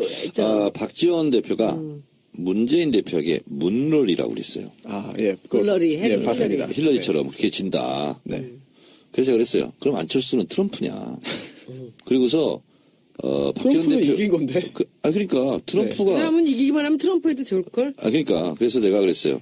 문럴리라고 해줬으니까 이분에게도 뭔가 별명을 지어줘야겠다. 그래서 박지원 대표는 들러리다. 그것도 기가 막혔어, 사실은. 그래서 지금 대선 전이니까 이렇게 이 말도 하고 저 말도 하지만 결국은 들러리를 쓰는 거다. 그래서 박지원 대표는 들러리다. 예. 이것도 모욕죄로 고소해줬으면 좋겠어요. 자, 지금 우리가 계속 이제 인재영입을 이야기하는데 저는 그 이세돌 구단이 안지사 캠프에 합류했다. 어쨌든 뭐 들어갔다. 아니, 캠프는 아니죠. 어쨌든 예, 영입됐다. 후원회장. 네. 후원에 영입됐다는 것도 조금 의아했어. 왜냐면요. 1위 후보를 제외한 2, 3등 후보는 지금 거의 뭐 막바지 왔을 때 인정입하기가 쉽지 않습니다. 다들 1등 후보한테 멀리거든. 그래서 우리 손수호 변호사도 문재인 거기 가서 아니에요, 사회 저는. 봐주고 한 거 아니에요? 아니 저는 정말 지인인 그 이수영 대표와의 친분 때문에 무보수로 간 거예요. 방송도 안 뭐 가고. 떡고물 혹시 기대하는 거 아니에요? 전혀 없습니다. 저는 진짜 없습니까? 오히려 제가 그렇게 한번 사회 보니까 전 사회 전문가도 아닌데 했는데 그게 뭐 SNS에 이렇게 돌았나 봐요. 그래서 방송사에서 연락이 많이 왔어요. 네, 뭐라고? 그런 거 하지 말라고? 아니 그게 아니라 잘했다고? 문재인 캠프에 들어가는 게 맞냐? 그래서 뭐 아닌데 그러니까 문재인 캠프에 들어가게 되면 언제든 말을 해달라. 잘라도? 그렇죠. 짜증나. 예. 그 애들로 말하는 거죠. 손 변호사님이 캠프에 정말 들어가서 그쪽에 발을 담그면 균형을 맞추기 위해서 다른 쪽 패널도 다 한 명 한 명 해야 되기 때문에 굉장히 곤란할 수 있다. 그건 뭐 맞는 얘기지. 맞지. 그렇죠. 예. 근데 저는 아니다. 이 그 사회 본 게 뭐, 그죠? 저는 개인적인 그런 그 존경심은 가질 수 얼굴도 있잖아요. 처음 봤다. 네. 이게 이렇게 이게 나서 개나 소나 보통 이렇게 나오잖아요. 근데 여기서 개나 고동이나 그렇게 나서 개나 고동이나 대선 후보 경선에 뛰어든다. 개나 예. 어이. 저는 어쨌든 그 이렇게 인재 영입된 사람들이 각 캠프마다 다 이렇게 따로따로 하겠지만 결국은 후보가 한 명이 되면 이 사람이 다 그냥 민주당 영입 인사로 갔으면 좋겠어요. 그렇죠? 그러니까 뭐 누구가 당내에서 그럼요. 경선 1등 했다고 나머지 영입되는 사람들 이제 가 그러지 말고 민주당이 다 흡수하는 걸로 했으면 어땠을까 싶습니다. 근데 안희정 지사는 왜 나한테는 영입 제안을 안 하지? 뭐 말도 안 되는 소리를 하고 있어요 지금. 정말 제가 우리들이 물어보겠습니다. 똑같아서. 제가 안희정 지사에게 물어보겠습니다. 네. 하여튼 우리 아이씨. 친해요? 내가 잘 물어보겠습니다. 알아요. 네. 근데 그 영입 당하고 싶어요? 거절하려고? 그거 받는 거 자체가 즐겁다는 뭐가 건- 즐거워? 참 손수호 변호사 안희정 지사랑 친분 있잖아요. 아유, 그거 말씀하지 마세요. 말씀하면 안 돼요. 왜? 대선을 해 줄 쓰겠다 이건가? 네? 문재인한테 줄 쓰겠다 이거야 대선을 해? 아니. 친하잖아. 왜 친해요? 저 대연정 때문에 좀. 어우, 근데 왜 친해요? 무슨 연고야? 아니, 고은 뭐 변호사요? 친한 건 아니고요. 아니, 근데 손 변호사 뭐, 있잖아. 그 학생 운동권 출신 아니었죠? 뭐, 약간 했어요? 감옥은 안 갔어. 몇 번 그냥 이제 선배 손 이끌려가지고 간 거지. 알았다. 예. 이제 어느 정도인지 알겠는데, 이게 있잖아요. 저는 사실은 골수 운동권 출신이잖아요. 예. 나는 근데 내가 생각하는 것이 상식과 원칙에서 뭐, 크게 벗어나지 않다고 생각하는데, 손수호 변호사 같이, 이런, 이 땅에 엘리트, 상층 계층이, 저 전혀 아니에요. 이렇게 민중지향적인, 네. 이런 정치 노선을 갖고 있다는 것에 대해서 무척 기쁘게 생각합니다. 아니, 왜 뛰어? 변호사님. 아니, 제가 민중이니까 그런 거예요. 제가 민중이고 제가 소시민이에요. 예. 네. 이재명 시장하고는 안 친해요? 뵌 적이 없습니다. 아, 그래요? 네. 소개시켜줄게 시작해 지냅시다. 맨날 졸여갖고 욕먹으면서. 진짜. 소래 의원님 있잖아. 저 이번에 둘다 친해. 설에 갔잖아요. 설에 갔는데 이제 우리 고등학교 친구들이 항상 모임을 하거든요. 명절 전날 그 삼겹살집에 모여서 이제 먹는데 고등학교 친구들이 이제 나올 거 아니에요. 근데 확실히 있잖아. 안지사를 좋아하더라고. 다 좋아해. 충청도 좋아하면서 사람들 너무 좋아해. 네, 좋아하면서 충청도 너무 좋아해. 야, 난 피부로 느껴 정의원 그거를. 안지사 혹시 깔 일 있어도 까지 마라. 근데 다 까. 그래서 내가 그랬어. 야, 내가 지역 연구 때문에 안 깔 걸 까고 깔 걸 안 까고 그런 사람은 아니지 않느냐. 그래도 아닌가요? 나는 그런 거 없어. 저도 외가 홍성이에요. 그래요? 네. 우리 근데, 시댁이 홍석인데 뭐야 이거? 뭐야 이거? 근데 나는 양고기. 나는 안지사께서 나는 협치를 말하려고 했다. 거기에다가 한 발 더 나갔으면 좋겠어요. 이번 기회에. 사실 대연장은 내가 좀 너무 나갔다. 혹시 이거에 대해 상처받은 사람이 있으면 나 미안하게 생각한다. 난 이렇게 하고 이 부분을 털었으면 좋겠어. 이거요. 아니, 절대 못해. 경선 내내 발목 잡습니다. 그래요? 어쨌든 저는 그냥 다 그냥 칭찬하고 이기는 편 우리 편 하고 싶어요. 네. 그렇지. 네. 저도요. 네. 이기는 편 우리 편 합시다. 네. 그리고 아니 저기 정 의원님 정말 몰라서 그래. 제가 이 지금 보수 쪽의 사람들이 안희정한테 굉장히 호감을 갖고 있어요. 맞습니다. 느껴집니다. 많이. 깜짝깜짝 놀래 나는 그걸. 네. 우리 남편이 문재인 후보를 별로 안 좋아해요. 정청래 의원은 좋아하는데 마누라 때문에 할 수 없이. 근데 자기는 항상 문재인이 믿음지가 않다라는 이런 얘기를 하는데 뭐 그러거나 말거나 지가 그래도 문재인을 찍겠지 이렇게 생각을 했어요. 그건 동의하는데 저희도 왜 종편 나가서 이제 끝나고 담배 한 대 보수 평론가들랑 같이 담배도 피우고 네, 얘기를 네. 하잖아요. 네. 보수 평론가들이 다 뭐라고 그러냐면 네. 이번에 민주당에서 안희정이 후보를 나가면 100% 다? 120% 이긴다는 거야. 이긴다는 거야. 그런 얘기 해요. 왜? 아니 어차피 그렇지. 좌파 이쪽엔 다 그렇지. 이번 진보로 안희정 나가고. 찍을 거고 그리고 실제- 중도 보수도 찍을 거야. 그렇지. 그러니까 문재인보다 더 낫다 이런 얘기 실제 한다니까. 그래요? 아니 이게 아니, 그 사람들이 그러니까 지금 나는 내가 손현이 말하는 그거랑 똑같은 거야. 내가 저기 상가집을 내 친구 네. 이제 뭐 시어머니 돌아가셔서 갔는데 아줌마들이 내 친구들이 대치동 아줌마들이 쫙 모였는데 나 진짜 깜짝 놀랐어요.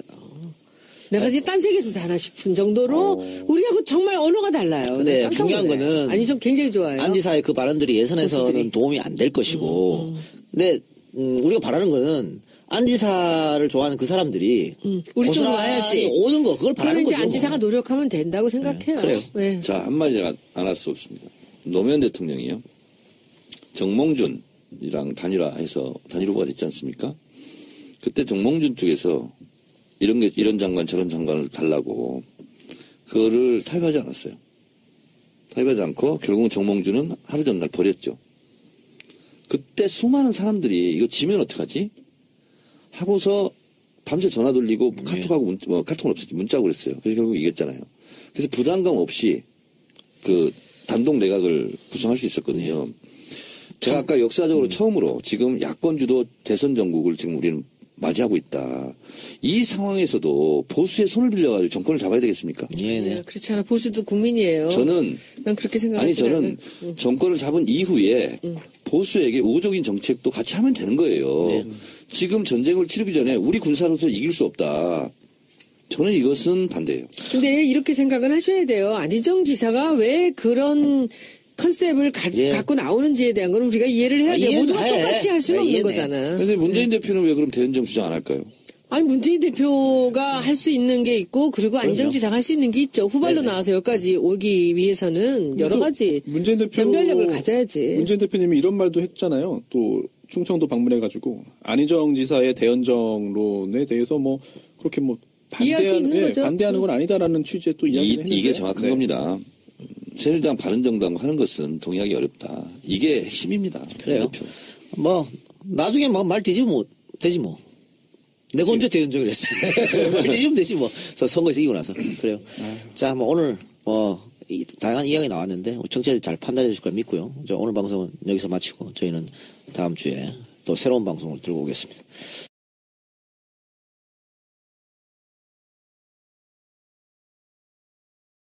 박정희 대통령에서 07 과3이라고 네. 얘기하더라. 본인은 좀 놀랐다면서요. 살짝 놀랐죠. 평소의 이미지와는 다른 내용이었기 때문에. 자, 그러면 대선은요. 이건 진짜 전쟁과도 같은 이 선거거든요. 그러면 열성 지지층이 받쳐주지 않으면 왔다 갔다 하는 중도표 뜬구름표는요 쌓일 데가 없어요. 사상구가 충청도나 그리고 지금 안희정이 지금 얻는 그 표들이 상당히 나름대로 견고한 층들이 좀 있어요. 문 예. 대표 표가 아니고. 네네네. 그래서 저는 옆에 이 상황을 보면서 이제 서로 뭐 찬반의 얘기는 많이 있지만은 이렇게 경선을 하고 나서 안희정 지사가 전폭적으로 문 대표를 돕는다면 저는 크게 도움이 된다고 생각을 했거든요. 그 표가 그대로 문재인한테 간다고 볼 수 있고 어렵기 충청도 때문에. 쪽이기 때문에 이 사람 기반이 그렇지 저는 않습니다. 굉장히 많은 부분이 도움이 자, 될 거라고 봐요. 안희정 지사를 경선 때 지지했던 충청도표가 있겠죠. 그렇다고 그것이 문재인 대표한테 그건 고스란히 안희정이 하기 나름이지. 그렇지 않습니다. 아, 재밌네요, 오늘. 네. 아, 그렇지 않습니다. 근데 저는 뭐 어쨌든 안희정 지사 같은 경우에는 문재인 그 전 대표하고 지지층이 많은 부분이 겹치잖아요. 그러니까 차별화하기 위해서 뭐 이렇게 들고 나왔다. 뭐 정치공학적으로 가능하다고도 봐요. 그런데 지금 그 안희정 지사의 어떤 대연정 카드를 새누리당에서 박수 쳤어. 잘했네요. 그렇게 하는 게 맞지. 정진석하고 다 얘기했잖아요. 정진석 그랬잖아요. 그리고 더 웃긴 거는 조선일보에서 사설로 네. 아주 환영한다고 난리를 쳤어. 어. 이것만 봐도 이 카드를 잘못했다는 걸 알 수 있는 거지. 종편에서 엄청 띄우고 있어요 지금. 그건 뭐예요? 안희정 대통령 되라고 조선일보에 사설 쓰고 종편에 띄우게 합니까? 그거 아니거든요. 여기에 속으면 안 돼요. 새누리가 기사회 생활 뭔가 기회가 될 수 있다 이런 건가요? 그것보다는 문재인을 깎는 거지. 근데 어쨌든 안 지사의 지지율은 저는 한동안 오를 거라고 봅니다. 저도 어디까지요? 아니, 그 많이 뭐 오를 것 같아요. 이제는 많이요? 계속 20% 이상? 깎아먹고. 이게 대중이라는 게 지금 우리가 여러분들이 저는 제일 걱정되는 게 우리 쪽 사람들이 계속 우리 쪽 얘기만 하고 있는 게 저는 걱정인데 지금 대부분의 사람들이 첫 번째로 꼽는 단어가 뭔지 아세요? 뭡니까? 뭐 같으세요? 탄핵? 안정이에요. 안정? 너무 두렵대요 지금 이 상황이. 그러니까 안 지사는 전체 지지율은 계속 올라갈 거예요. 다만 당내 격에서는 오히려 그게 깎아먹는다니까. 오라고 합니다. 지금 안정이 지금 너무 무서운 게 사람들이 살기는 어렵고 세상은 불안하고 언제까지 이 국면을 끌고 갈 거냐가 지금 우리 쪽 사람들뿐만 아니라 다 필요해져 있어요. 그러니까 촛불이 반으로 줄은 거예요 지금. 근데 어차피 바꿔야 되는데 이게 끌고 나가는 것에 굉장히 필요해 있습니다. 근데 지금 그거를 딱 잡은 거예요 안 지사가. 이 표가 어떻게 될지 잘못 간에. 잡았다고 보고요. 제가 썰전에 나가서도 한번 해설했습니다만 지금 시대의 키워드는 안정이 아닙니다. 통합도 아니고. 뭡니까? MBN에서 여론조사를 했습니다. 키워드로. 자, 34.9%로 정입니다. 아, 그래요? 그리고 통합이 꼴찌예요. 그거는 부분적인 지금 거고. 그래서 키워드로 여론조사를 한 게 MBN이 거의 유리합니다. 그래서 키워드를 쭉 놓고 5개를 놓고 무엇을 선호하느냐. 1위가 정의예요. 정의. 저는 절대로 그거는 맞지 않다고 봐요. 1위는 누가 뭐래도 민생입니다. 먹고 사는 게 지금 다 죽어가고 있어요. 아니 절대로 그거는 편파적이라고 저는 생각합니다. 아니 그러니까 MBN에서 한 것을 발표한 것을 제가 얘기하는 거예요. 저도 봤는데 정의가 34.9, 통합이 8%예요. 꼴찌예요. 지금의 대한민국의 사람들은 정의로운 대한민국을 만들어달라는 거예요. 지금 시점에서. 그러면 아니요 먹고 살게 해달라 그래요. 그래요. 어쨌든 뭐 이 문제도 좀 더 지켜봐야 할 것 같고요. 뭐 안정 캠프는 안정 캠프에 나름의 수가 있겠죠. 예. 또 정의원은 뭐 정치권에 같이 있는 사람으로서 대연정. 네. 안희정 지사가 반기문 사태 이후에 꺼내든 카드입니다. 예. 이것이 말도 많고 탈도 많고 비판도 많고 수많은 팟캐스트에서 논쟁을 하고 있습니다. 논쟁이라기보다는 주로 이제 비판적 입장이 많은데요. 제가 이 부분을 일목요연하게 정리를 한번 해보겠습니다. 연정. 손수 변호사. 연정은 네. 무슨 뜻이죠? 연정, 연립정부 아닙니까? 그렇습니다. 정답입니다. 오. 딩동댕. 감사합니다. 연립정부를 줄여서 연정이라고 그럽니다. 그러면 안희정 지사가 얘기한 대연정은 외국 사례로 보면 독일의 사례처럼 하자는 겁니다. 네. 독일의 기민당과 3인당이 연정을 하고 있죠. 그랜드 연정. 네, 그렇습니다. 그래서 3인당은 중도 좌파, 우리로 치면 정의당 정도라고 생각하시면 편하실 것 같고요. 그리고 기민당은 중도 우파, 새누리입니까? 더불어민주당 일부와 새누리당 일부라고 생각하시면 됩니다. 그래서 메르켈 총리가 이제 기민당 출신인데요.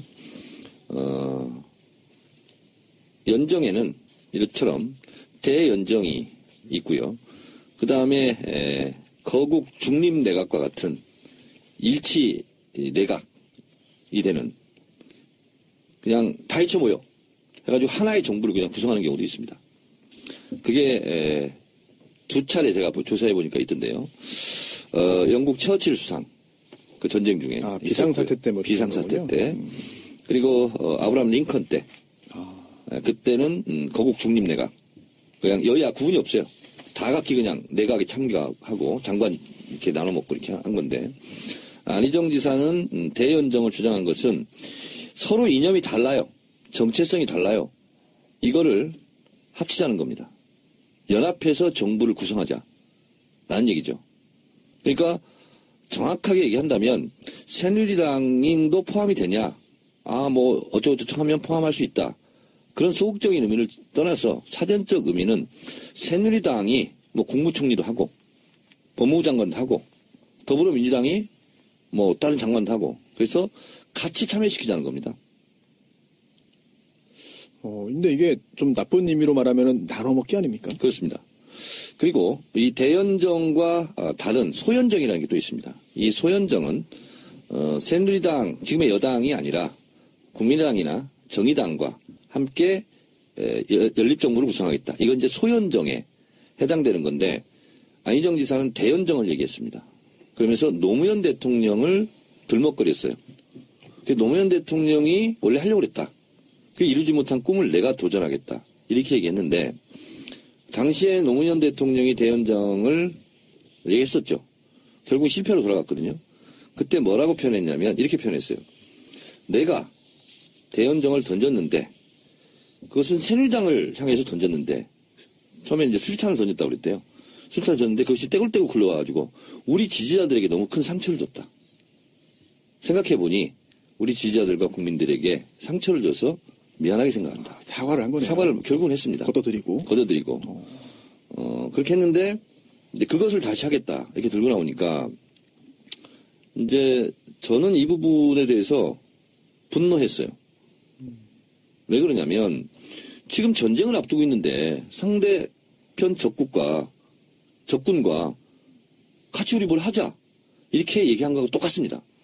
아니, 고전에 노무현 대통령 대연정하고 안희정 지사 대연정은 일단 다르죠 완전히. 왜냐하면 노무현 대통령 대연정은 앞에 조건을 붙였어요. 뭐요? 당신들이 이 지역주의 극복을 위해서 선거제도 개편을 해주면이라고. 중대선거구제 이거. 그렇죠. 맞습니다. 석패율 뭐 이런 맞습니다. 근데, 지역 감정 타파를 위한 선거구제 개편을 뭐 합의해 준다면 네, 합리적이네요. 내가 이렇게 대연정까지 할 수 있다. 이렇게 지금 했는데 안희사는 그런 게 없으니까. 그런 게 뜬금없이 이제 나온 거고요.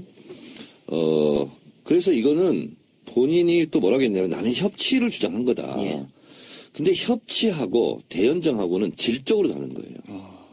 어떻게 보면 반대 개념일 수 있어요. 자, 협치는 영어로 거버넌스 이렇게 얘기하잖아요. 아니, 시민사회와 협치할 수 있고, 아니, 또 무슨 다른 뭐, 직능단체와 협치할 수도 있고, 그냥 소통 개념이네요. 한국노총과 민주노총과 협치하고 뭐 이런 거거든요. 그래서 이것은 이념과 정체성을 떠나는 얘기가 아니거든요.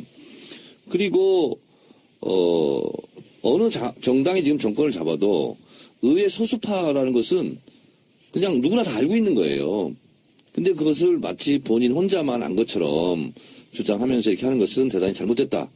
이렇게 보고, 협치로 나는 알고, 협치를 나 주장한 거다 얘기하는 것은 너무 궁색한 변명이다. 그래서 제가 대연정은 이런 의미가 있다. 이런 거라면요, 선거를 할 필요도 없는 거예요, 사실상. 그렇지 않습니까? 치열하게 지금 여야가 대선에서 지지자들끼리 나눠서 싸우는데, 대선 끝나고 나면 싸웠던 상대방도 같이 장관이 막 되는 거예요. 이런 거거든요. 그럼 반론. 누가 대통령이 되든 간에 만약에 민주당이 정권을 잡으면 120석밖에 되지 않지 않습니까? 그럼 뭐 여소야대인데 그 다른 당하고 손잡아야 개혁이 이루어지지. 개혁이 이루어지겠느냐. 촛불 민심의 개혁을 이룩하려면 협치든 대연정이든 해야 된다라는 주장. 네. 두 가지 의미에서 제가 말씀드리겠습니다. 네. 처음에 우리가 탄핵 촛불을 들었을 때요. 야당이 200석이 안 됐습니다. 예. 촛불 국민들이 촛불을 들고 탄핵하자고 할 때 여의도에서는 광장의 문화와 여의도의 문화는 다르다. 예. 정권 퇴진 얘기하지 말고 탄핵 얘기하지 말라. 여의도 정치권은 그랬어요. 예. 계속 그랬지. 자, 새누리당에서 탄핵에 찬성한다는 걸 상상했습니까, 처음에? 국민 여론이 들끓고 드높으면 결국은 본인들이 촛불에 타죽지 않으려고 결국은 바른정당까지 떨어져 나와가지고 촛불 민심을 받들어서 어쩔 수 없이 국회가 이거 적극적으로 한 게 아니라 소극적으로 촛불 국민들이 손을 비틀어가지고 국회의원들 밀려서 탄핵 찬성을 한 거거든요. 예. 자, 정권 교체하고 그리고 새로운 정부가 탄생을 하고 어떤 개혁안을 추진하려고 한다. 이 법을 만들어야 된다. 하고 지지가 높으면요. 소수파라도 그것은 통과될 수 있어요. 저는 그래서 일단 그것부터 노력하는 것이 순서다.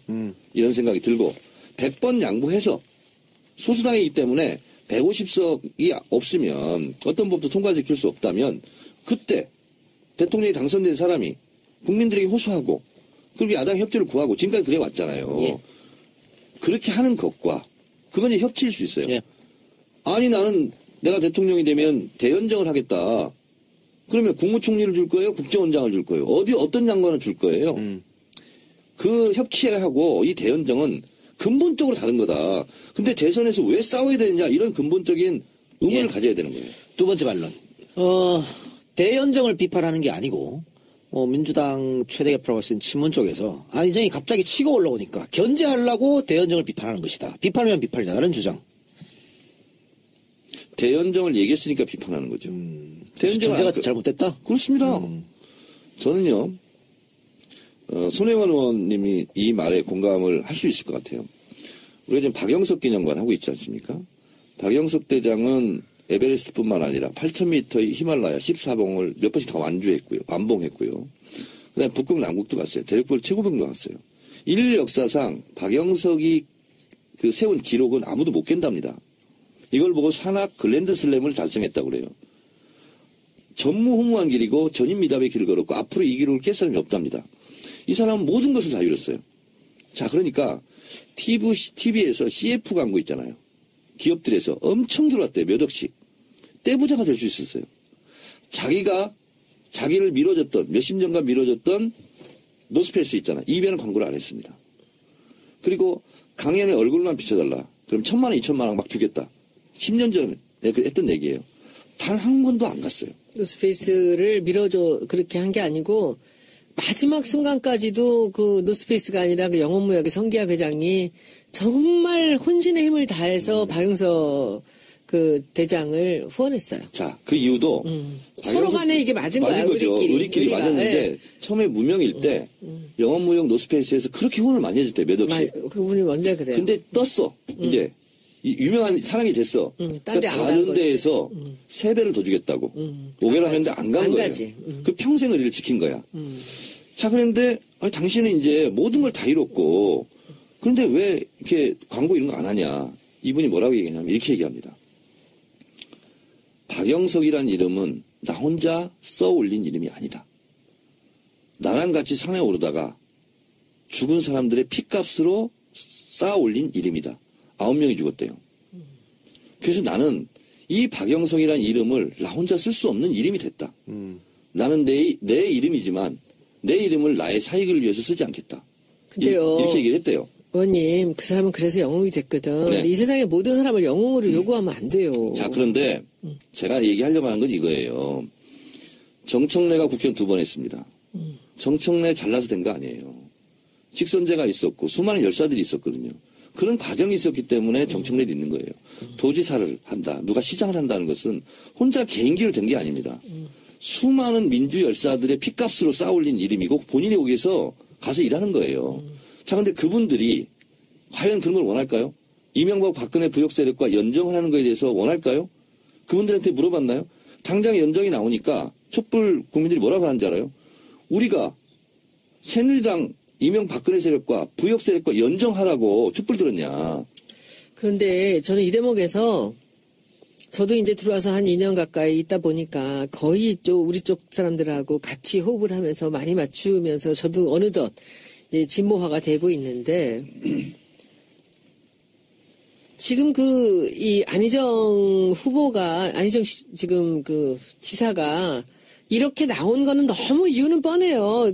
이게 여기 표가 있기 때문에 이 얘기를 한 거예요. 네. 보수 쪽을 잡아야 되니까 보수는 지금 무주공산이거든요. 그러니까 여기를 누군가가 들어가서 잡으려니까 여기서 얘네들한테 비율을 좀 맞춰야 되겠다라는 전략이 나왔을 수 있거든요.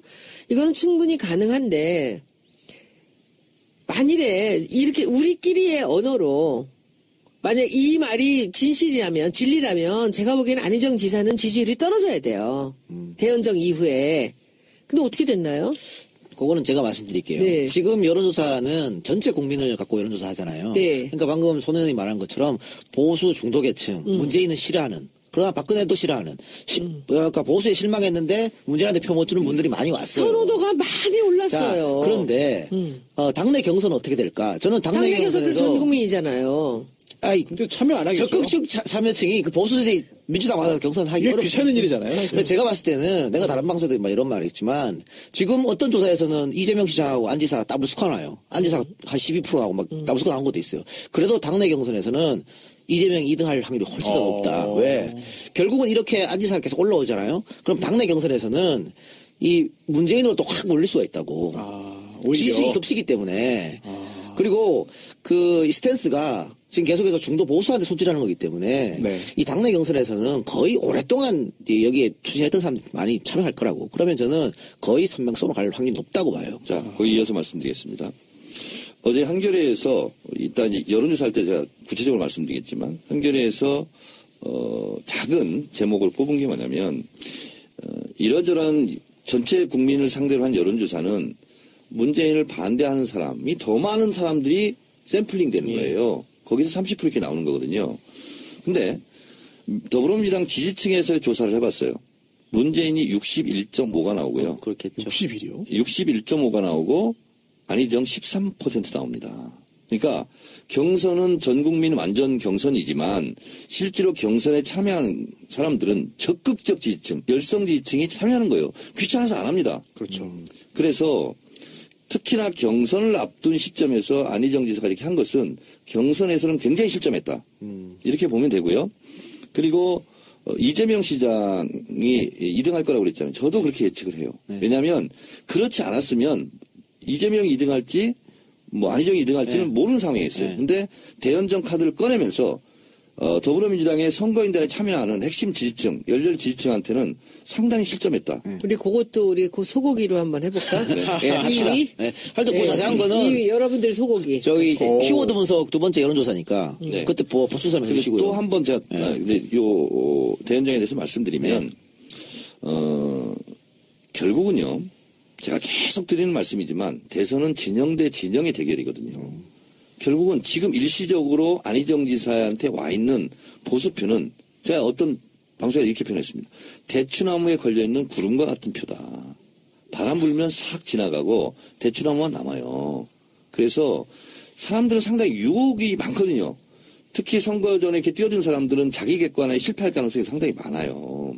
그래서 여러 사람들의 주변 사람들의 얘기를 들어야 되거든요.